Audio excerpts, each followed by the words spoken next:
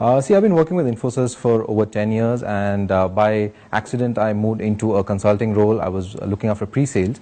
So I was doing the work of a regular MBA grad, but I did not have the grounding, the formal education of that. So it was high time that I did a course in MBA from a premier institute to complete my foundation, to get a rounding of all the rough edges that I would have had otherwise. 4 years into consulting, I soon enough realized that this is a very growing and developing industry.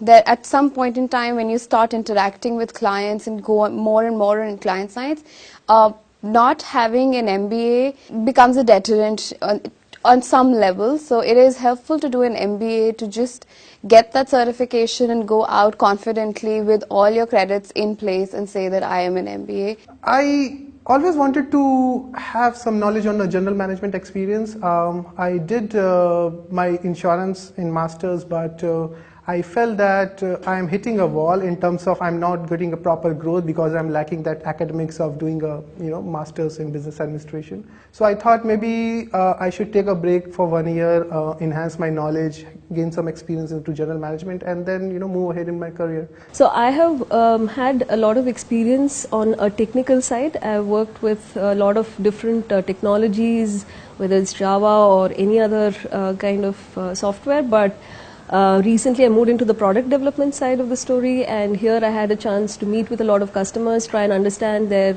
business needs and translate this into software requirements.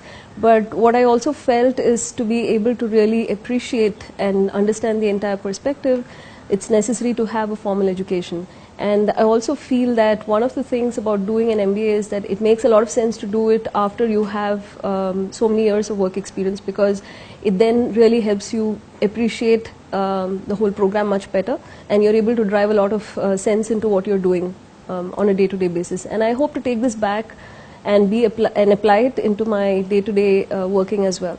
During my college days, I had decided that I would do an MBA. I was trying since my college days.